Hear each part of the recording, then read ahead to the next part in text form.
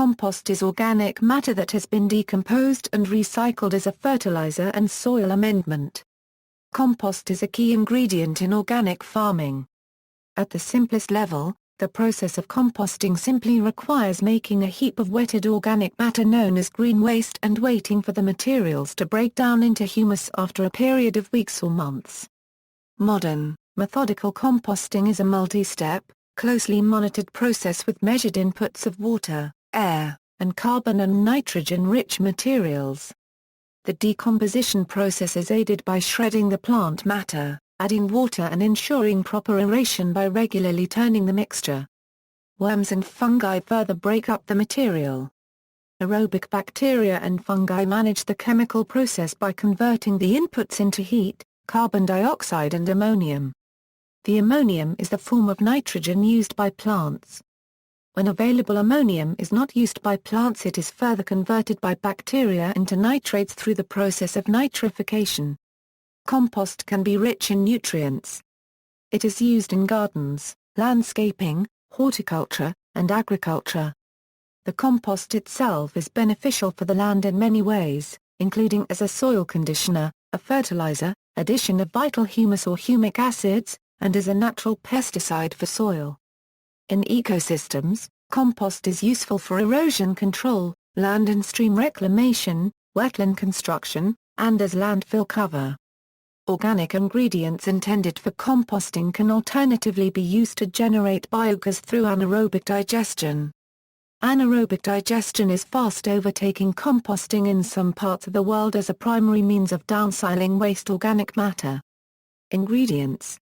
Composting organisms require 4 equally important ingredients to work effectively: carbon euro for energy.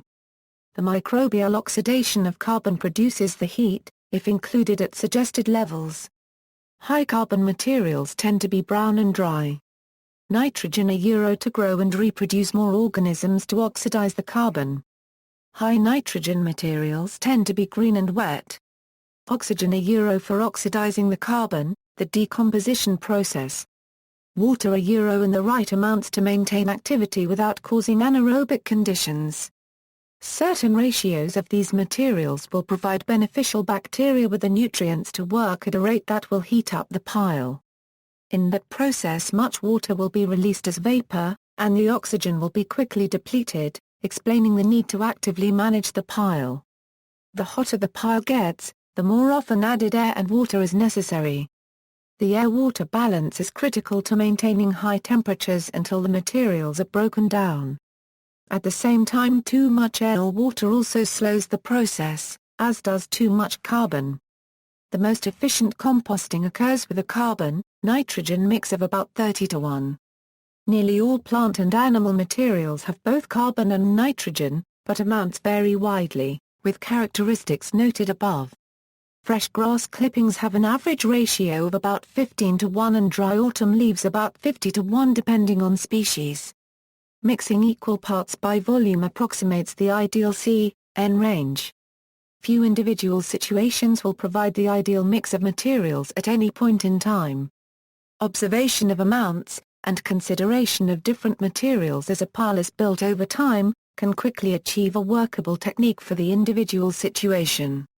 Urine. People excrete far more of certain water-soluble plant nutrients in urine than in feces. Human urine can be used directly as fertilizer or it can be put onto compost. Adding a healthy person's urine to compost usually will increase temperatures and therefore increase its ability to destroy pathogens and unwanted seeds. Urine from a person with no obvious symptoms of infection is generally much more sanitary than fresh feces. Unlike feces, urine doesn't attract disease-spreading flies, and it doesn't contain the most hardy of pathogens, such as parasitic worm eggs. Urine usually does not stink for long, particularly when it is fresh, diluted, or put on sorbents. Urine is primarily composed of water and urea. Although metabolites of urea are nitrogen fertilizers, it is easy to over-fertilize with urine, or to utilize urine containing pharmaceutical content, creating too much ammonia for plants to absorb, acidic conditions, or other phytotoxicity. Manure and bedding. On many farms, The basic composting ingredients are manure generated on the farm and bedding. Straw and sawdust are common bedding materials. Non-traditional bedding materials are also used, including newspaper and chopped cardboard. The amount of manure composted on a livestock farm is often determined by cleaning schedules, land availability, and weather conditions. Each type of manure has its own physical, chemical, and biological characteristics. Cattle and horse manures, when mixed with bedding, possess good qualities for composting. Swine manure, which is very wet and usually not mixed with bedding material, must be mixed with straw or similar raw materials. Poultry manure also must be blended with carbonaceous materials, those low in nitrogen preferred, such as sawdust or straw.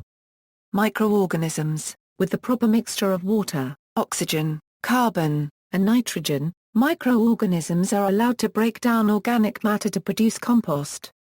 The composting process is dependent on microorganisms to break down organic matter into compost. There are many types of microorganisms found in active compost, of which the most common are bacteria, the most numerous of all the microorganisms found in compost. Actinobacteria necessary for breaking down paper products such as newspaper, bark, etc. Fungi, molds and yeast help break down materials that bacteria cannot, especially lignin and woody material. Protozoa help consume bacteria, fungi and microorganic particulates. Rotifers help control populations of bacteria and small protozoans. In addition, earthworms not only ingest partly composted material, but also continually recreate aeration and drainage tunnels as they move through the compost. A lack of a healthy microorganism community is the main reason why composting processes are slow in landfills, with environmental factors such as lack of oxygen, nutrients or water being the cause of the depleted biological community. Uses. Compost is generally recommended as an additive to soil, or other matrices such as coir and peat, as a tilth improver, supplying humus and nutrients. It provides a rich growing medium, or a porous, absorbent material that holds moisture and soluble minerals, providing the support and nutrients in which plants can flourish, although it is rarely used alone, being primarily mixed with soil, sand, grit, bark chips, vermiculite, perlite, or clay granules to produce loam. Compost can be tilled directly into the soil or growing medium to boost the level of organic matter and the overall fertility of the soil. Compost that is ready to be used as an additive is dark brown or even black with an earthy smell. Generally, direct seeding into a compost is not recommended due to the speed with which it may dry and the possible presence of phytotoxins that may inhibit germination, and the possible tie-up of nitrogen by incompletely decomposed lignin. It is very common to see blends of 20–30% compost used for transplanting seedlings at cotyledon stage or later. Composting can destroy pathogens or unwanted seeds. Unwanted living plants can be discouraged by covering with mulch compost. The microbial pesticides in compost may include thermophiles and mesophiles, however certain composting detritivores such as black soldier fly larvae and redworms, also reduce many pathogens. Thermophilic composting is well known to destroy many seeds and nearly all types of pathogens.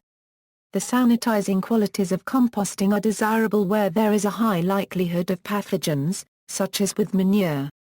Applications include Humanure composting or the deep litter technique. Composting approaches. In addition to the traditional compost pile, various approaches have been developed to handle different composting processes, ingredients, locations, and applications for the composted product. Black soldier fly larvae composting. Black soldier fly larvae composting. Composting quickly converts manure or kitchen waste into an organic compost. In a compost bin, it can take only 20 days to start to compost. The resulting compost can be used for soil and fertilizers. After the conclusion of the compost process, one can harvest the larvae as feed for poultry, chickens, and possibly dogs. On average, a household will produce a little under a kilogram of food waste per day. This food waste can be composted at home using black soldier fly larvae much faster than worms can do it. the BSFL will eat kilograms of scrap food a night in small composting units, eliminating food waste before it can even begin to rot. This is probably the fastest composting technique. BSFL often appear naturally in worm bins, composting toilets, or compost bins. They can also be bought online. Without much added cost, these devices could be designed to also harvest BSFL. Cockroach composting. Cockroach composting is another insect-mediated composting method. In this case, the adults of any number of cockroach species are used to quickly convert manure or kitchen waste to nutrient-dense compost. Depending on species used and environmental conditions, excess composting insects can be used as an excellent animal feed for farm animals and pets. Another extremely fast composting technique, cockroaches produce fewer, more nutrient-dense droppings than other composting invertebrates. Additionally, the chitin from cockroach molts adds an excellent boost to the resulting compost. Bokashi. Bokashi is a method that uses a mix of microorganisms to cover food waste to decrease smell. It derives from the practice of Japanese farmers centuries ago of covering food waste with rich, local soil that contained the microorganisms that would ferment the waste. After a few weeks, they would bury the waste that weeks later, would become soil. Most practitioners obtain the microorganisms from the product Effective Microorganisms, first sold in the 1980s. M1 is mixed with a carbon base that it sticks to and a sugar for food. The mixture is layered with waste in a sealed container and after a few weeks, removed and buried. Newspaper fermented in a lactobacillus culture can be substituted for Bokashi bran for a successful Bokashi bucket. Compost tea. Compost tea is a liquid extract or a dissolved solution but not simply a suspension of compost. It is made by steeping compost in water for 3–7 days. It was discovered in Germany and became a practice to suppress foliar fungal diseases by nature of the bacterial competition, suppression, antibiosis on the leaf surface. It has also been used as a fertilizer, although lab tests show it is very weak in nutrients with less than 100 ppm of available nitrogen and potassium. Other salts present in the tea solution are sodium, chlorides and sulfates. The extract is applied as a spray to non-edible plant parts such as seedlings, or as a soil drench, or as a surface spray to reduce incidence of harmful phytopathogenic fungi in the phyllosphere. Culture. The practice of making raised garden beds filled with rotting wood. It is in effect creating a nurse log, however, covered with dirt. Benefits of culture garden beds include water retention and warming of soil. Buried wood becomes like a sponge as it decomposes, able to capture water and store it for later use by crops planted on top of the culture bed. The buried decomposing wood will also give off heat, as all compost does, for several years. These effects have been used by Sepp Holzer for one to allow fruit trees to survive at otherwise inhospitable temperatures and altitudes. Humanure. Humanure is a neologism portmanteau of human and manure, designating human excrement that is recycled via composting for agricultural or other purposes. The term was first used in a 1994 book by Joseph Jenkins that advocates the use of this organic soil amendment. Humanure is not sewage that has been processed by waste treatment facilities, which may include waste from industrial and other sources. Rather, it is the combination of feces and urine with paper and additional carbon material. A humanure system, such as a compost toilet, does not require water or electricity, and when properly managed does not smell.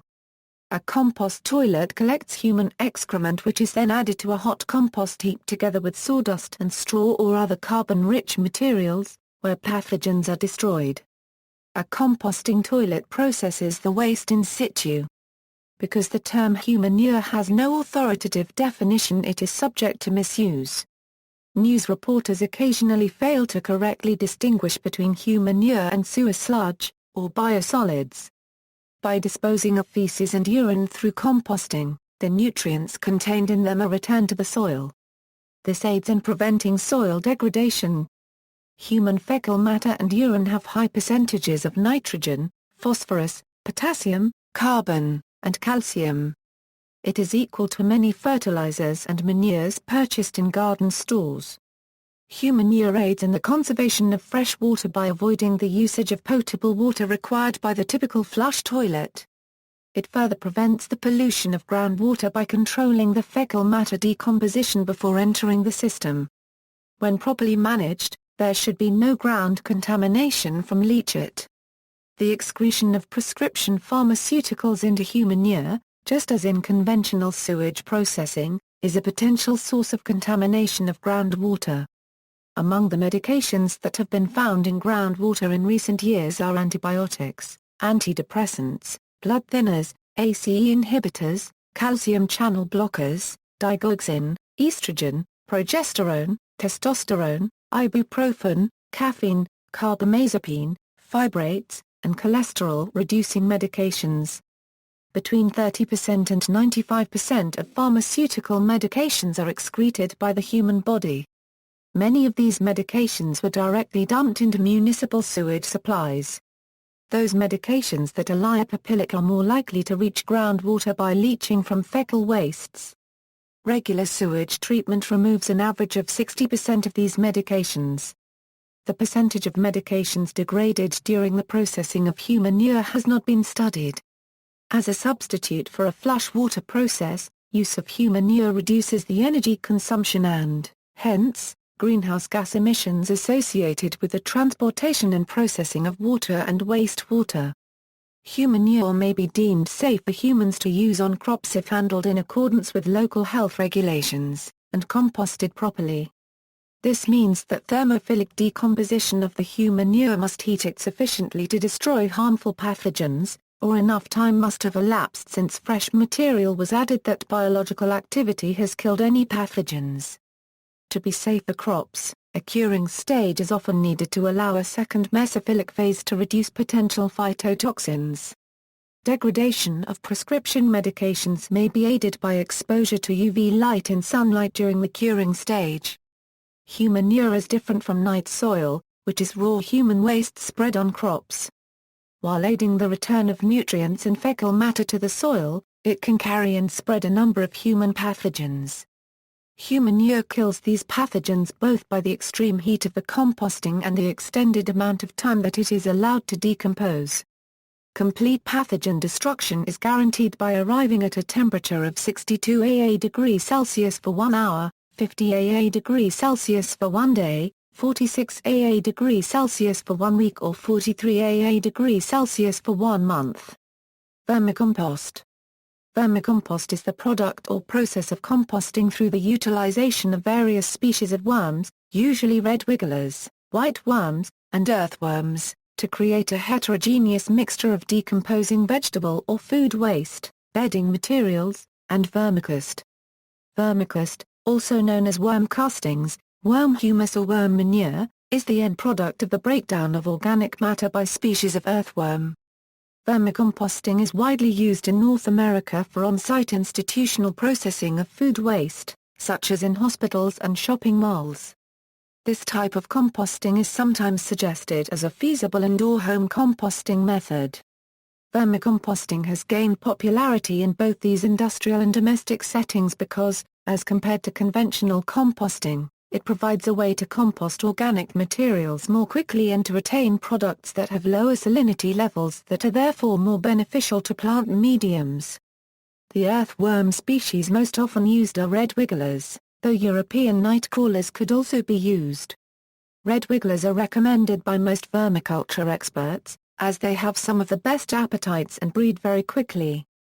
Users refer to European nightcrawlers by a variety of other names, including Dendra urbanus, Dendras, Dutch nightcrawlers, and Belgian nightcrawlers. Containing water-soluble nutrients, vermicompost is a nutrient-rich organic fertilizer and soil conditioner in a form that is relatively easy for plants to absorb.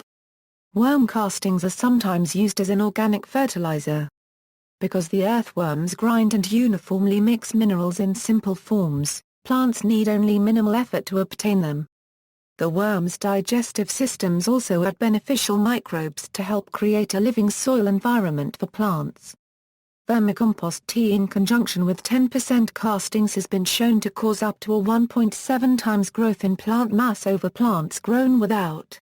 Researchers from the Pondicherry University discovered that worm composts can also be used to clean up heavy metals. The researchers found substantial reductions in heavy metals when the worms were released into the garbage, and they are effective at removing lead, zinc, cadmium, copper and manganese. History. Composting as a recognized practice dates to at least the early Roman Empire since Pliny the Elder. Traditionally, composting involved piling organic materials until the next planting season, at which time the materials would have decayed enough to be ready for use in the soil. The advantage of this method is that little working time or effort is required from the composter, and it fits in naturally with agricultural practices in temperate climates. Disadvantages are that space is used for a whole year, some nutrients might be leached due to exposure to rainfall, and disease-producing organisms and insects may not be adequately controlled. Composting was somewhat modernized beginning in the 1920s in Europe as a tool for organic farming. The first industrial station for the transformation of urban organic materials into compost was set up in Wels, Austria in the year 1921. Early frequent citations for propounding composting within farming are for the German-speaking world Rudolf Steiner, founder of a farming method called biodynamics, and Annie Franke, copyright error, who was appointed on behalf of the government in Mexico and supported the country 1950–1958 to set up a large humus organization in the fight against erosion and soil degradation. In the English-speaking world it was Sir Albert Howard who worked extensively in India on sustainable practices, and Lady Eve Balfour who was a huge proponent of composting. Composting was imported to America by various followers of these early European movements by the likes of J. I. Rodale, E. E. Pfeiffer, Paul Keen, and Scott and Helen Nearing. Coincidentally, some of the above met briefly in India. All were quite influential in the U.S. from the 1960s into the 1980s. There are many modern proponents of rapid composting that attempt to correct some of the perceived problems associated with traditional, slow composting. Many advocate that compost can be made in 2 to 3 weeks. Many such short processes involve a few changes to traditional methods, including smaller, more homogenized pieces in the compost, controlling carbon to nitrogen ratio at 30:1 or less, and monitoring the moisture level more carefully.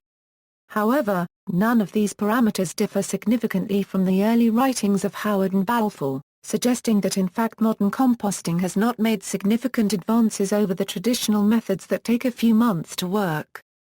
For this reason and others, many modern scientists who deal with carbon transformations are skeptical that there is a supercharged way to get nature to make compost rapidly.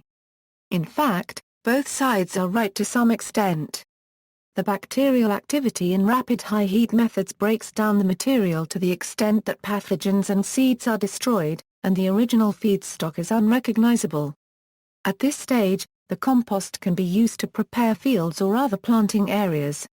However, most professionals recommend that the compost be given time to cure before using in a nursery for starting seeds or growing young plants. The curing time allows fungi to continue the decomposition process and eliminating phytotoxic substances. Many countries such as Wales and some individual cities such as Seattle and San Francisco require food and yard waste to be sorted for composting. Kew Gardens in London has one of the biggest non-commercial compost heaps in Europe. Compost and landfilling. As concern about landfill space increases, worldwide interest in recycling by means of composting is growing, since composting is a process for converting decomposable organic materials into useful stable products. Composting is one of the only ways to revitalize soil vitality due to phosphorus depletion in soil. Industrial-scale composting in the form of in-vessel composting, aerated static pile composting, and anaerobic digestion takes place in most Western countries now, and in many areas is mandated by law. There are process and product guidelines in Europe that date to the early 1980s and only more recently in the UK and the US. In both these countries, private trade associations within the industry have established loose standards, some say as a stopgap measure to discourage independent government agencies from establishing tougher consumer-friendly standards. The USA is the only Western country that does not distinguish sludge source compost from green composts, and by default in the USA 50% of states expect composts to comply in some manner with the federal EPA 503 rule promulgated in 1984 for sludge products. Compost is regulated in Canada and Australia as well. Industrial systems. Industrial composting systems are increasingly being installed as a waste management alternative to landfills, along with other advanced waste processing systems.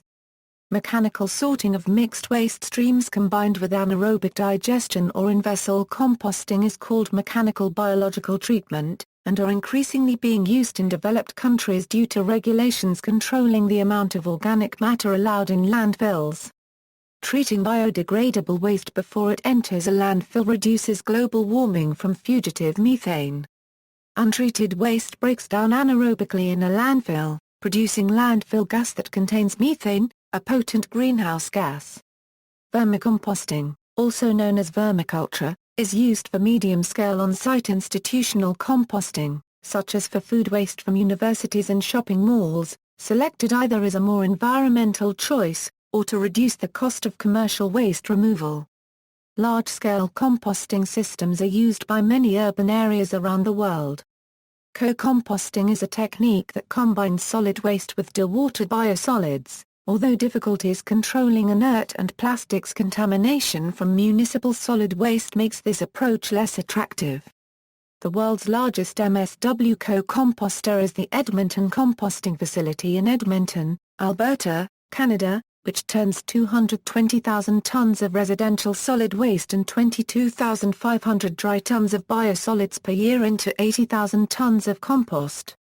The facility is 38,690 meters (2, equivalent to 4.5 Canadian football fields, and the operating structure is the largest stainless steel building in North America, the size of 14 NHL rinks. In 2006, the state of Qatar awarded ʻkʒmpʒst Singapore, a subsidiary of Keppel Corporation, to begin construction on a 275,000-ton-year anaerobic digestion and composting plant licensed by ʻkʒmpoʊst Switzerland. This plant, with 15 independent anaerobic digesters, will be the world's largest composting facility once fully operational in early 2011 and forms part of the Qatar Domestic Solid Waste Management Center, the largest integrated waste management complex in the Middle East. Another large MSW composter is the Lahore Composting Facility in Lahore, Pakistan, which has a capacity to convert 1,000 tons of municipal solid waste per day into compost. It also has a capacity to convert substantial portion of the intake into refuse-derived fuel materials for further combustion use in several energy-consuming industries across Pakistan, for example, in cement manufacturing companies where it is used to heat up the cement kiln systems. This project has also been approved by the Executive Board of the United Nations Framework Convention on Climate Change for reduction of emission of methane gas into the climate and has been registered with a capacity of reducing 108,686 metric ton CO2 equivalent per annum. See also. References. http://benefits-of-arecycling.com. Further reading, Roger Timhaug, Practical Handbook of Compost Engineering, hardcover. Lewis Publishers. Insom, H. Riddich, N. Klammer, S. Microbiology of Composting, Springer Verlag, Berlin, New York, 2002, ISBN 978-3-540-67568-6, Hogg, D., J. Barth, E. Favoino, M. Centimero, V. Kamey, F. Amlinger, W. de Vliefer, W. Brinton, S. Antler. 2002. Comparison of compost standards within the EU, North America, and Australasia. Waste and Resources Action Programme Committee, external links, The Look of Compost, Waste and Resources Action Programme, UK, Compost and Fertilizer made from recovered organic materials, U.S. Environmental Protection Agency regulations, Vermicompost homepage, North Carolina State University Extension, Worm composting simply set up guide to reducing carbon footprints, composting for the homeowner, University of Illinois Extension, organizations, Good Gardeners Association, CRA Copyright, Composting Association of Ireland, U.S. Composting Council.